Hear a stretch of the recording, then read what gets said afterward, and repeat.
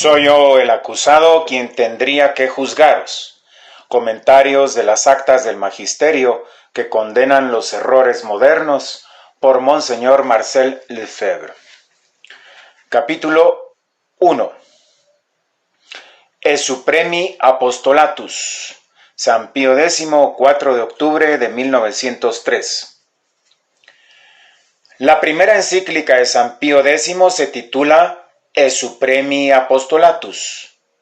Su fecha es el 4 de octubre de 1903.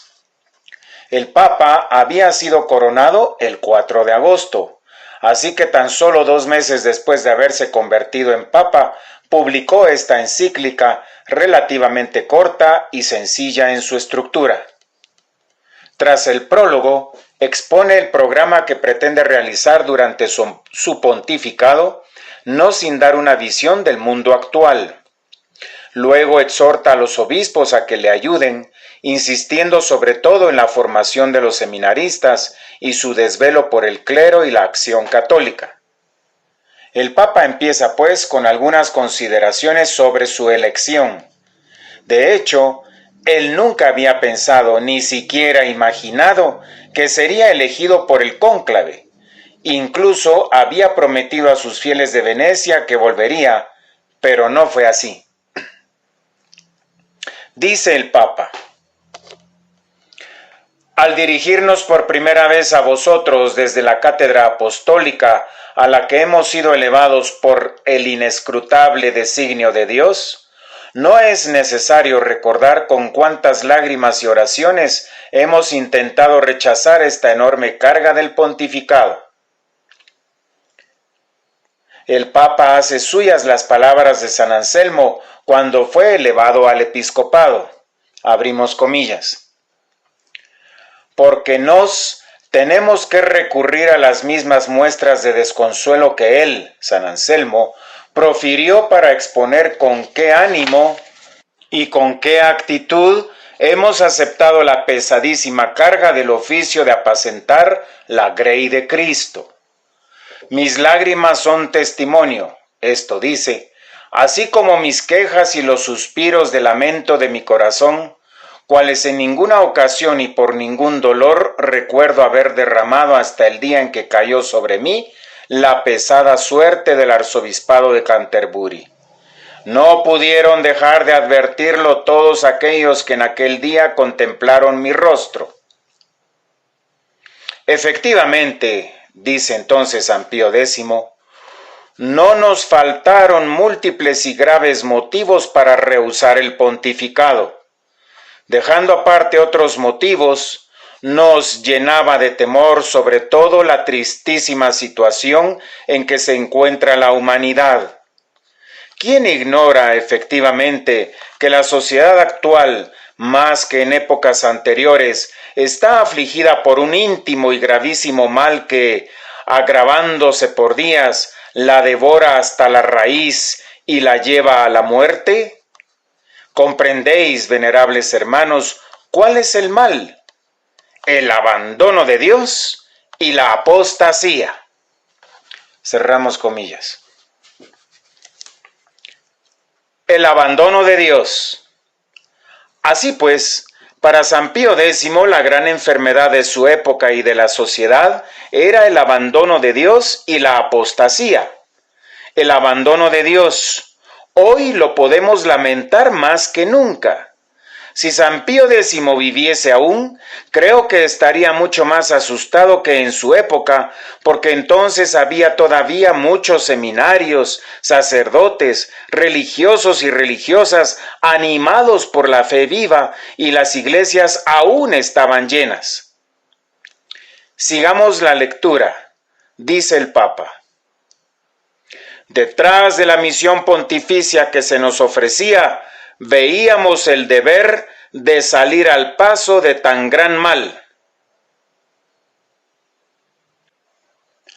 Instaurarlo todo en Cristo. ¿Qué remedio va a proponer el Papa? Abrimos comillas. Nos parecía que recaía en nos el mandato del Señor, Hoy te doy sobre pueblos y reinos poder de destruir y arrancar, de edificar y plantar. Jeremías 1:10. Pero, conocedor de nuestra propia debilidad, nos espantaba tener que hacer frente a un problema que no admitía ninguna dilación y sí tenía muchas dificultades. Sin embargo, puesto que agradó a la divina voluntad de elevar nuestra humildad a este supremo poder, descansamos el espíritu en aquel que nos conforta y poniendo manos a la obra, apoyados en la fuerza de Dios, declaramos. Cerramos comillas. Esta es una declaración oficial corta y fuerte.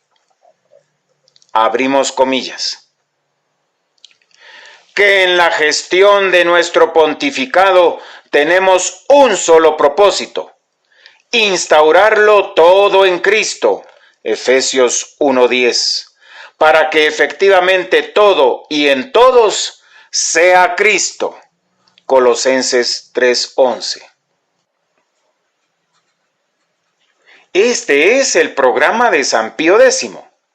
Esta divisa es admirable porque si leemos a San Pablo en sus cartas tanto a los Efesios como a los Colosenses y los párrafos y versículos que siguen y completan las afirmaciones de San Pío X, nos daremos cuenta de que este fue también el fin principal del apostolado de San Pablo. Él les dice a los Efesios y a los Colosenses que había sido elegido como apóstol para anunciar un gran misterio escondido desde el principio del mundo, escondido incluso en cierta medida a los ángeles, un misterio extraordinario.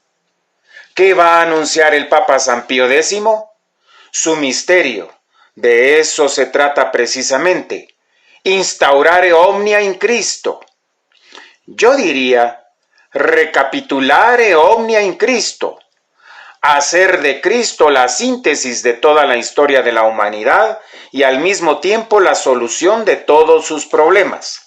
Así pues, no solo instaurare, sino también recapitulare, de la palabra griega céfalos, cabeza. Nuestro Señor Jesucristo es la cabeza de la cual proviene todo. Es el gran misterio anunciado por San Pablo a los gentiles. San Pío X lo toma como programa de su pontificado. Abrimos comillas. Habrá indudablemente, añade el Papa, quienes, porque miden a Dios con categorías humanas, intentarán escudriñar nuestras intenciones y achacarlas a intereses y afanes de parte. De ahí que si alguno nos pide una frase simbólica que exprese nuestro propósito, siempre le daremos solo esta: instaurar todas las cosas en Cristo. Cerramos comillas. Está claro, hay claridad en las ideas y nitidez en la palabra, lo contrario de lo que escuchamos hoy en día en los documentos pontificios, que abundan en ambigüedades, equívocos y expresiones de moda. Aquí, en cambio, todo es sencillo. No se puede dudar qué piensa el Santo Padre. El laicismo. Después, el Papa echa una mirada sobre el mundo y nos dice: ciertamente, al hacernos cargo de una empresa de tal envergadura y al intentar sacarla adelante, nos proporciona, venerables hermanos, una extraordinaria alegría el hecho de tener la certeza de que todos vosotros seréis unos esforzados aliados para llevarla a cabo. El Papa cuenta con el apoyo de los obispos para que lo ayuden. Y sigue diciendo: verdaderamente contra su autor se han amotinado las gentes y traman las naciones planes vanos. Salmo 2:1. Parece que de todas partes se eleva la voz de quienes atacan a Dios. Apártate de nosotros. Job 22:14. Por eso, en la mayoría se ha extinguido el temor al Dios eterno y no se tiene en cuenta la ley de su poder supremo en las costumbres, ni en público, ni en privado. Aquí el Papa hace notar la introducción del laicismo, de lo que hoy quizás se llamaría de modo más corriente la secularización, es decir, que la religión ya no influye en la vida pública, que únicamente el hombre organiza el mundo, la sociedad y todas las cosas como si Dios no existiera para nada. Es el laicismo puro. Y el Papa prosigue. Aún más, se lucha con denodado esfuerzo y con todo tipo de maquinaciones para arrancar de raíz incluso el mismo recuerdo y la noción de Dios. ¿Qué habría dicho si hubiese vivido en los tiempos del comunismo y de las escuelas del ateísmo? La venida del anticristo. Después, algo curioso, el Papa hace alusión al anticristo y nos dice: es indudable que quien considera todo esto tendrá que admitir sin más que esta perversión de las almas es como una muestra, como el prólogo de los males que debemos esperar al fin de los tiempos, o incluso pensará que ya habita en este mundo el hijo de la perdición, de quien habla el apóstol. Segunda a los Tesalonicenses 2:3. No cabe duda de que San Pío X estaba inspirado al hablar así desde el principio de su pontificado, como si le pareciera que el anticristo ya estaba viviendo en la sociedad de su época. El Papa Santo continúa diciendo: por el contrario, esta es la señal propia del anticristo según el mismo apóstol. El hombre mismo, con temeridad extrema, ha invadido el campo de Dios, exaltándose por encima de todo aquello que recibe el nombre de Dios. Sabemos que la venida del anticristo será cuando los hombres rechacen a Dios en todas partes. Esta lucha abierta ha empezado ya desde hace mucho tiempo, desde la caída de Satanás y después del pecado original. Pero en el transcurso de la historia de la Iglesia hemos vivido un tiempo en que Dios ha sido conocido, amado y respetado por la mayoría de las naciones. El culto del hombre. Con el Renacimiento y el protestantismo aparecieron pensadores que deseaban transformar la sociedad y volverla laica, o más bien atea, pero mientras había reyes y príncipes católicos no podían conseguir lo que pretendían. Por eso levantaron la revolución, matando a los reyes y exterminando a los príncipes, y después de haber destruido el antiguo orden, consiguieron poco a poco establecer una sociedad realmente laica en todas partes, en mayor o menor según los países. Hoy, los legisladores ya no tienen en cuenta los derechos de Dios ni el decálogo, sino solo los derechos del hombre. Es algo que ya veía San Pío X. Abrimos comillas. Hasta tal punto que, aunque no es capaz de borrar dentro de sí la noción de que de Dios tiene, tras el rechazo de su majestad, se ha consagrado a sí mismo este mundo visible, como si fuera su templo para que todos lo adoren. Cerramos comillas. Todo es profético. Hablando sobre su tiempo, el Papa dirige sus pensamientos hacia el futuro.